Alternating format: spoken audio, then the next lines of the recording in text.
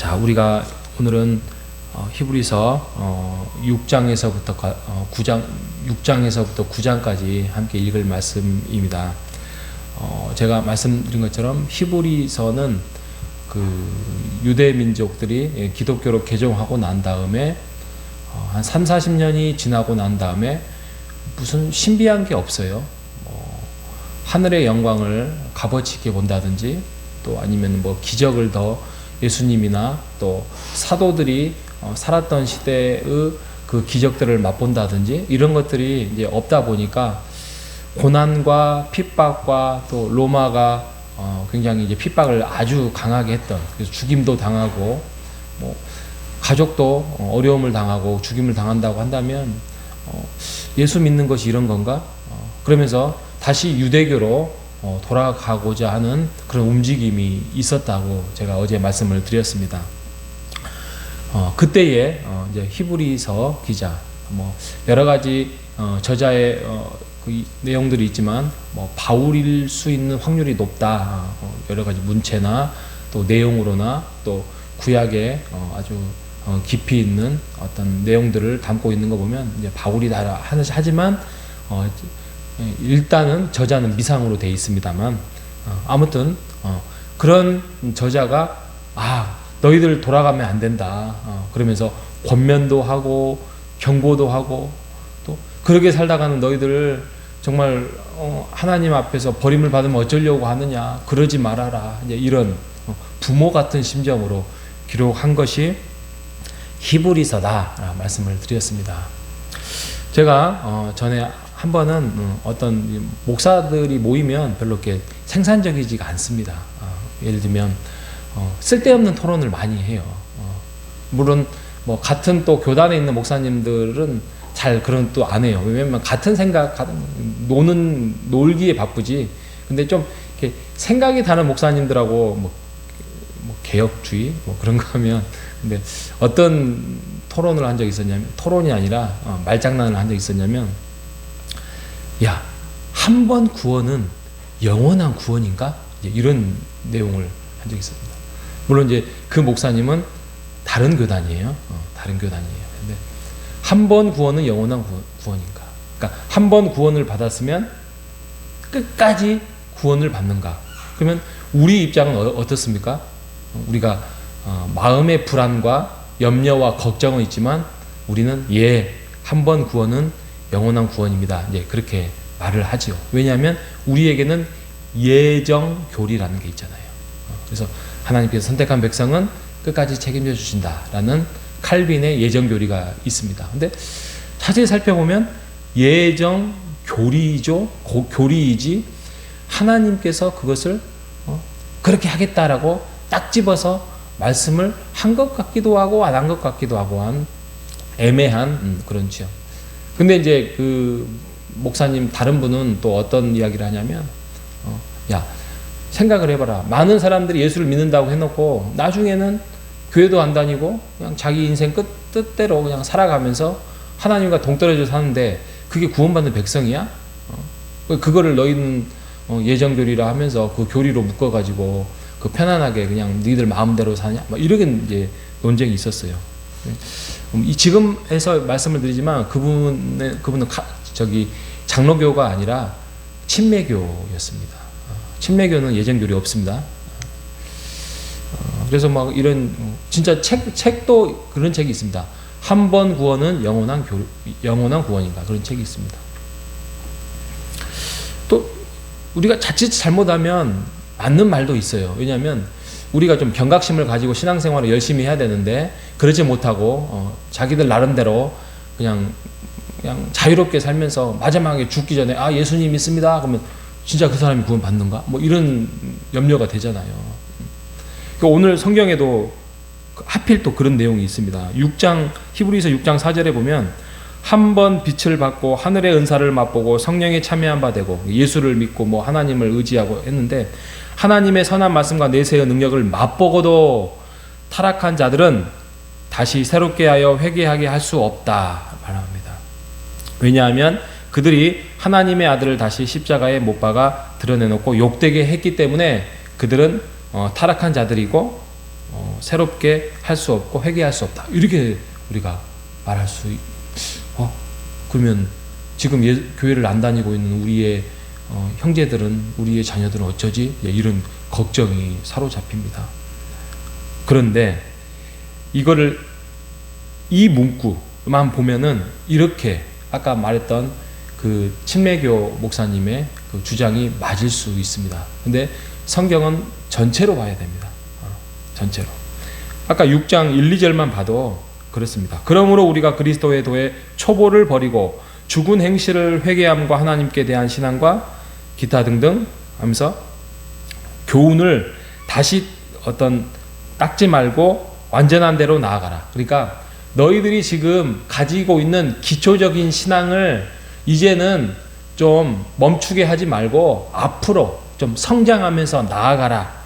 완전한 대로 나아가라는 말이 너희들이 지금 훈련을 받고 있고 너희들이 그런 과정에 있기 때문에 고난이 조금 왔다고 해서 너희들이 조금 힘들다고 해서 그 연단 속에서 너희들 포기하지 말고 하나님 앞에 더 나아가라. 그리고 5장 바로 윗절에 보면 장성이라는 단어, 연단이라는 단어, 또 말씀의 초보를 버리고 또 단단한 음식을 먹어야 되는데 너희들 전 먹지 말고 너희들 더욱더 예수 그리스도 안에서 붙잡고 나아가라. 이게 하나님의 원하시는 길이다라고 말씀하고 있으며, 또 결정적인 거는 이제 뒤에 가면 6장 17절에 이런 말씀을 합니다. 하나님은 약속을 기업으로 받은 자들에게 그 뜻이 변하지 아니함은 충분히 나타내시려고 그 일을 맹세로 보증하셨다라고 말씀하십니다. 이게 무슨 말이에요? 하나님이 약속을 한번 하셨는데 그 기업으로 받는 자들에게 그 하나님의 뜻이 변하지 않도록 충분히 알리시고 충분히 전파하셨다는 거예요. 우리가 수요일날 예배 드렸을 때 야곱 이야기를 합니다. 야곱만 해도 그래요. 야곱이 잘난 거 뭐 있습니까? 잔꾀, 또 그의 모략, 또 지혜롭지 못한 자기 자칭 지혜지만 자기의 잔꾀로서 아버지 속이고 형 속이고 도망 다니고 나중에는 또 자기도 그 잔꾀 삼촌한테 당해서 또 삼촌을 또 이겨 먹으려고 또 사기치면서 아롱진 거, 전박이 이런 것들 또 속여서 또 취하고 갈취하고, 이러한 모습의 그 사람이 바로 야곱입니다. 그럼에도 불구하고 야곱을 하나님께서 선택하시고 이끄시고 또 바꾸시고 기다리시고 했던 분이 하나님이시라는 것입니다. 그런다고 하면 우리에게 불안함과 염려와 적어도 구원에 대한 우리가 걱정거리가 없어야 됩니다. 우리에게는 소망이 있습니다. 어떤 소망? 하나님이 약속으로 우리를 붙들겠다는 소망. 우리의 자녀들이 어떤 가정에서는 좀 걱정스럽게 교회에 좀 등한시할 수 있습니다. 그런데 여러분 걱정하지 마십시오. 하나님이 붙들었다고 한다면 그 멱살 하나님이 놓지 않습니다. 정말 놓지 않습니다. 그런데 말을 듣지 않으면 하나님께서 팔을 분질러 놓겠죠. 여러분 팔다리 분질러 놓고 아프긴 하지만 구원을 얻는다면 은혜잖아요. 그죠? 은혜잖아요. 그런데 이제 그러지 않도록 정신 그 전에 차려서 말씀 오늘 들었잖아요. 우리가 말씀에 초보로 가지 아니하고 젖이나 그런 거 먹지 말고 죽은 행실 그런 것들을 행하지 말고 교훈의 털을 다시 한번 우리가 잘 되새겨서 완전한 대로 나아가라. 너희들이 이런 것들을 맛보았는데도 불구하고 하나님의 그런 말씀을 무시하고 하면 하나님께서 얼마나 걱정스럽고 하나님께 하겠느냐라는 말씀이 오늘 히브리서 말씀입니다. 그러니 돌아가지 마라. 지금 너희들의 이 고난 속에서 이 로마의 핍박이 있다고 해서 너희들이 구원이 없는 유대교로 돌아간다고 하면 얼마나 어리석고 또 다시 너희들의 삶이 궁핍해지겠느냐. 그러지 마라라는 간곡한 사랑의 권고라는 것입니다. 더 풍성함이 있다는 것이에요. 여러분 우리에게 이 말씀이 우리에게 위로가 되시기를 바랍니다. 예정이라는 것은 탁탁한 어떤 문자적인 교리가 아닙니다. 하나님께서 한번 그것을 선택하셨으면 끝까지 책임져 주신다라는 그것도 맞는 말이지만 예정이라는 것은 하나님께서 선택하신 백성은 인격적으로 그들을 대하시고 이끌어 가신다는 뜻이에요.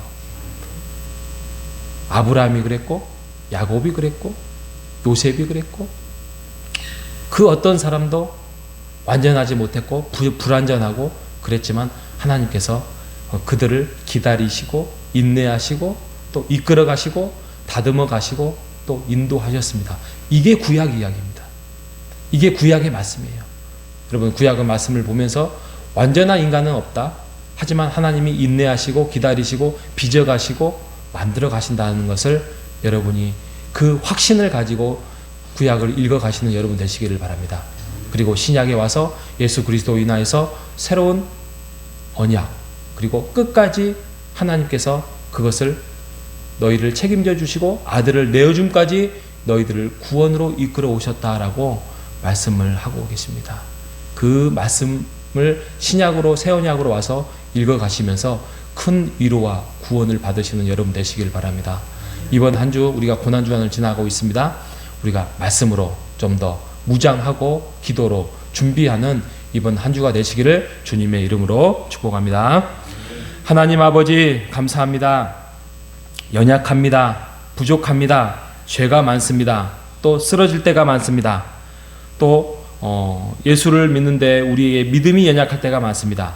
그럼에도 불구하고 우리를 내버려 두지 아니하시고 끝까지 책임져 주시고 우리를 이끌어 가시기 위하여서 예수 그리스도 하나님의 아들 사랑하는 독생자를 우리에게 내어줌 같이 우리에게 사랑을 보여주셨습니다.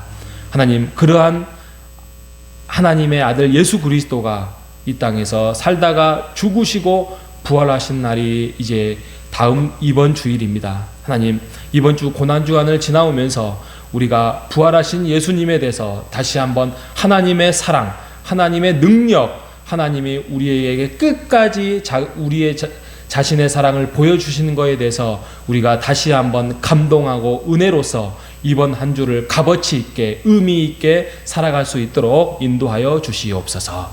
살아계신 예수님의 이름으로 기도합니다. 아멘.